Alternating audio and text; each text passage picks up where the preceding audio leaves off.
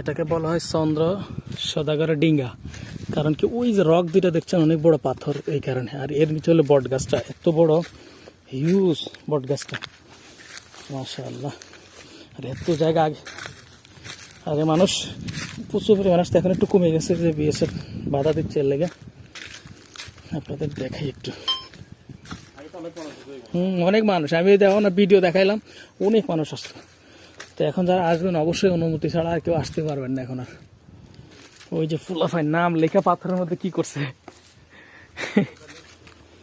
কত লেখাতে লেখছে, আল্লাহ। হায় সৌন্দর্যের নীলাভূমি বাংলাদেশ, কিন্তু বদকিসমতিতে হারাই গেছে বাংলাদেশ থেকে এগুলো। দেখেন এটারে ডিঙ্গা বলে, চন্দ্র সদাগরের ডিঙ্গা। ফলাফাইন পাথর খুঁজে খুঁজে নাম লেখছে ওই যে ওটার ভিতরে। কত বড় পাথরটা, এখান থেকে ভেঙে গেছে, পাথরটা রয়ে গেছে, একটা রয়ে গেছে। এটা কিছু কিছু অংশ এভাবে ভেঙে ভেঙে পড়ে আছে। আর তার নিচে হলো বিশাল বট গাছ। আল্লাহু আকবার,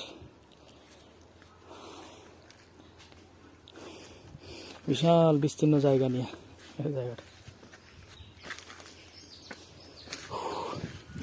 আল্লাহ পাকের নিদর্শন অনেক মজবুত, এটা আসলে না দেখলে কেউ বুঝতে পারবে না আল্লাহ পাকের নিদর্শনটা কি। এই গাছের সেই গাছ, যে গাছ খুব ভাইরাল এখানে। হায় অনেক বড় বট গাছ, এটা নিয়ে বহুত গল্প কাহিনী ইতিহাস, এটা নিয়ে বহুত গল্প কাহিনী ইতিহাস রয়েছে। চলে যাচ্ছি বিদায়, আর আল্লাহ যদি কখনো বাঁচায় রাখে হয়তো হয়তো আসবো, কিন্তু অনুমতি ছাড়া তার এখানে আসা যাবে না, শেষ হয়তো। বিদায়।